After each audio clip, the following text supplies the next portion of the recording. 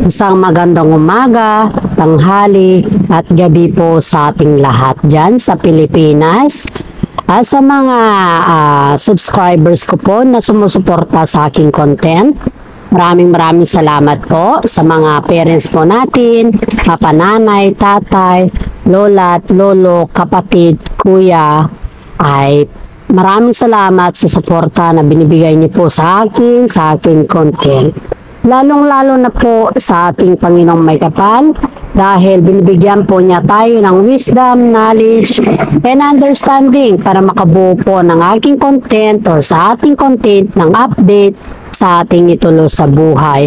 Mabuhay ka Panginoon at salamat din sa pang-araw-araw na binibigay mo sa amin na pagkain at hindi lamang po yan, kundi maraming salamat din po sa binibigay mo sa amin na buhay na kung saan po ay lahat ng problema ay nalulutasan namin dahil po sa iyo. Dahil nananalig po kami sa iyo at yan po ang aking dasal at pasasalamat po. God bless po sa ating lahat.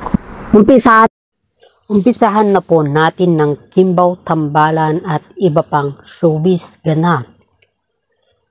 Hello mga guys or mga madlang people dyan. Heto na po ang pinakahihintay natin sa lahat. Ay nag-umpisa na ang bagong project nila Kim Chiu at saka si Paolo Avellino. Habang sila ay nagsushooting sa kanilang yung movie nila na My Love Will Disappear, ay nag-uumpisa na naman na ang kanilang mga bagong project. Isipin mo guys isipin ninyo to guys. Sa dami-dami ng mga tambalan sa ngayon, hindi pa tapos yung project ng mga Kimpaw, may susunod na naman na isushooting nila na bago na naman na project nila. Dito natin makikita na sobrang sikat ng Kimpaw, no? At hindi lang po yan, hindi lang po sikat, kundi isa sa kanila ang veterano. Hindi lang naman isa kundi pareho po silang veterano sa lahat ng aktingan. Kahit maraming nambabasa kanila, kahit maraming mga negatibo ang narinig nila, kaliwat kanan naman po ang subalit ng mga basers sa kanila ng mga projects sa ngayon.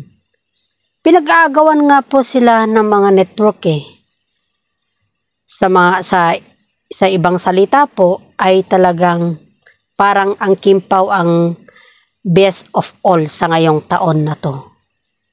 Sana naman po, wag natin po hayaan na masisira ang Kimpaw dahil lang sa mga buzzers na yan. Pero believe it or not, kahit sobrang dami ng kanilang mga kaliwat kanan buzzers or yung mga pagkukutsa ba sa kanila, ay kaliwat kanan din po yung kanilang project na nakakamtam sa ngayon. Marami sa atin dito ang humahanga sa kanila at halos hawak kamay po ang paghanga nila sa kanila. Halos po bidabidahan ang Kimpaw sa mga kwan po nila, supporters po nila. Hindi naman lingid sa kaalaman ng lahat na marami ang supporters ng Kimpaw. Lahat ng mga supporters ng Katniel po 100% po napunta na lahat sa Kimpaw. Hindi lang po yan. Marami din po mga ibang tambalan ay napunta din yung mga supporters nila sa Kimpaw.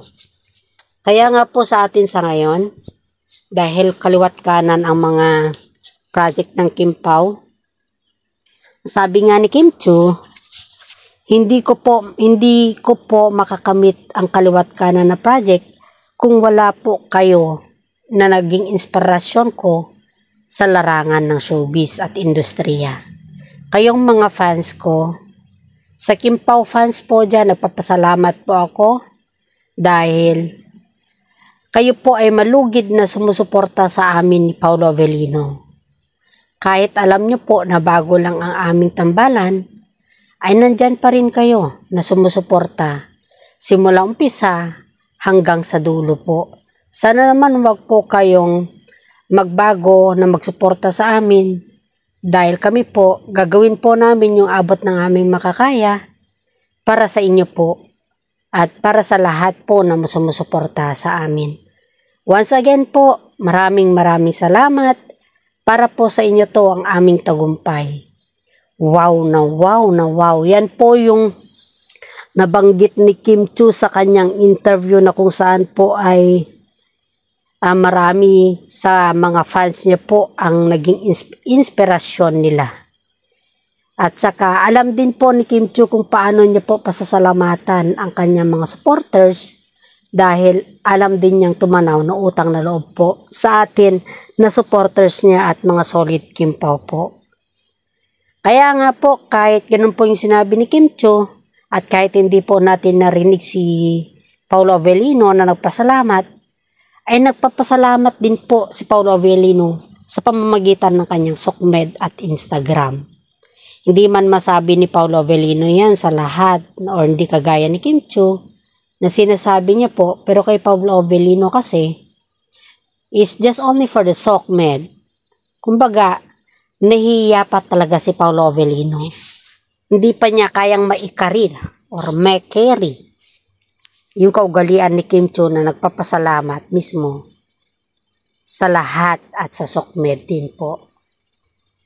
Okay. Ano naman kaya yung bago nilang project? Ayon po sa aking legit na sources, ay mas pakikiligin daw tayo sa kanilang bagong project. Kasi nga, ang sabi daw ng kanilang management, kung matagumpay at matapos ang iyong scene sa My Love Disappear Today, sabi daw sa kanila, ay gawin natin at pakiligin natin at yung mga request ng mga madlang people o mga supporters ninyo ay gawin natin yun. Para sa ganon, hindi naman po sila mabigo sa hiniling nila sa inyo. Yan daw yung sabi ng kanilang management or ang kanilang director sa kanilang gagawin na movie sa ngayon. And besides po, marami din mga netizen ang humingi or parang kumbaga ba ay gusto nila na magkaroon ng mga sweetest moment ang Kim Pao.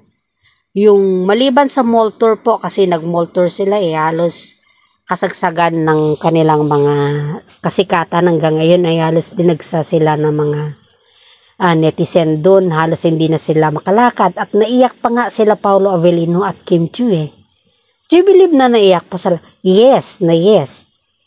Naiyak po sila sa tuwa dahil lahat ng mall tour na pinuntahan nila ay talagang dumagsa yung kanilang mga fans, guys. Pati ako, ang balihibo ko, I saw them and I know what I am saying because all the area of the mall is a lot of peoples. Sobrang dami ng tao, guys. Halos you cannot see Kim Pao. You cannot see the staff and you cannot see Kim Pao also. You're just looking for the back. Pero yung talaga sa front, halos sigawan, halos alam mo yung sikat, yung parang sikat din noon, yung si Katniel noon pala. Ganun po kadami ang tao sa mall. How much more na lang pag sa arena sila or sa nag-concert silang dalawa. Diba? Kaya nga po nung nag-mall tour sila, halos talaga hindi ka makalakad. Halos you feel you cannot breathe sa dami ng tao, guys. Halos balahibo ko nga dun tumayo dahil hindi ko in-expect na ganun pala yung mall tour na sinasabi. All I thought lang kasi sa mall tour, yung based on my opinion lang kasi. Nagmo-mall tour naman kami, pero yung mga iba-ibang artista pa, pero hindi puno Nakikita mo pa rin yung performance nila, ganun ba? Pero dito sa Kim Pao, oh my God. Wala halos akong nakitang Kim Pao, likod lang at saka yung tuktok ng ulo nila sa dami ng tao, guys. Kasi kahit sa entrance ka, siksikan ng tao.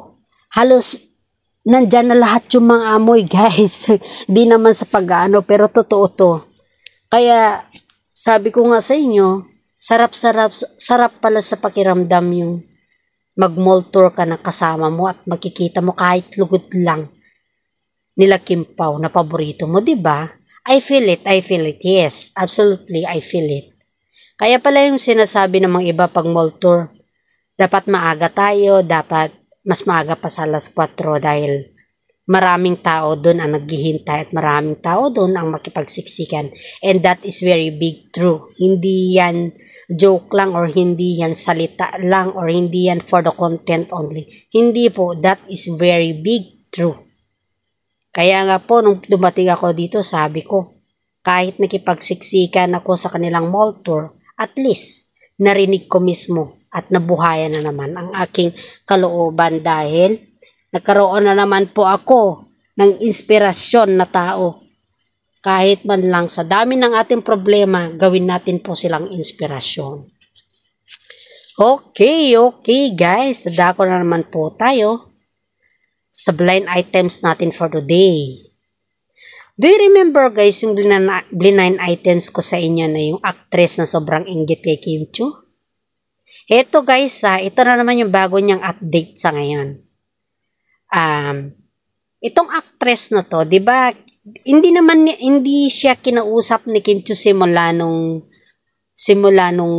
nalaman ni Kim Chiu na inggit na siya sa kanya. Hindi na siya kinausap ni Kim Chiu even though itong actress na to is very close noon.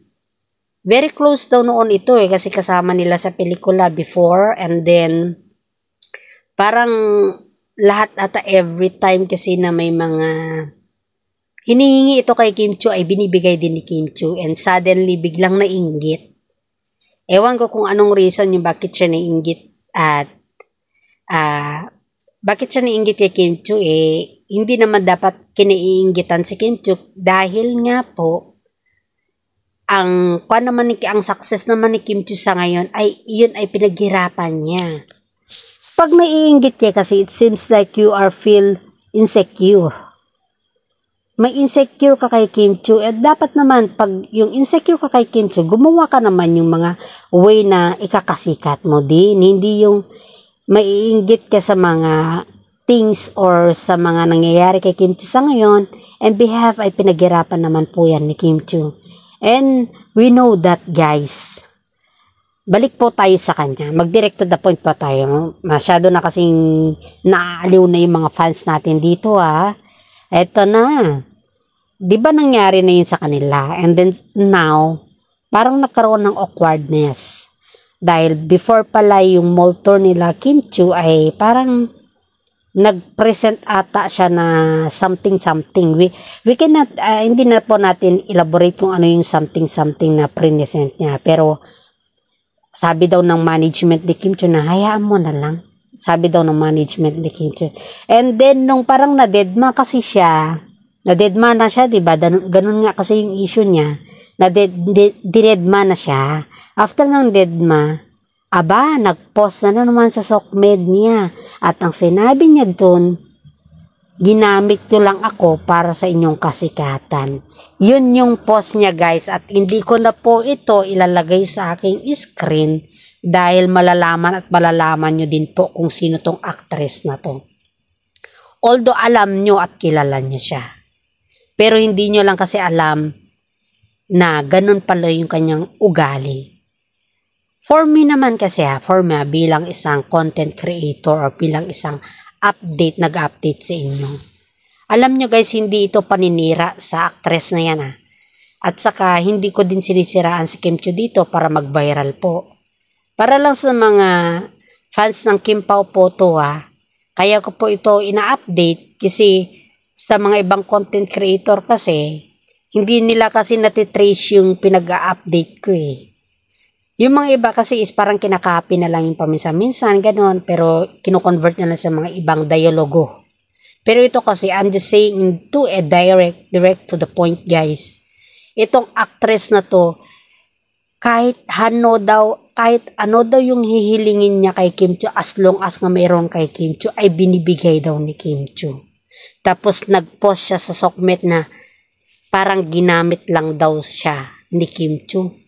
Ang tanong naman ng mga, syempre, Kim Pao na tong pinag-uusapan natin Ang tanong daw naman ng mga Kim Pao fans sa kanya dun sa comment din niya. Sino ka ba at nagsabi na parang ginamit ka ni letter K, ganun daw. Although ikaw nga tong nambabas sa kanya, samantala ikaw tong maraming na-receive sa kanya.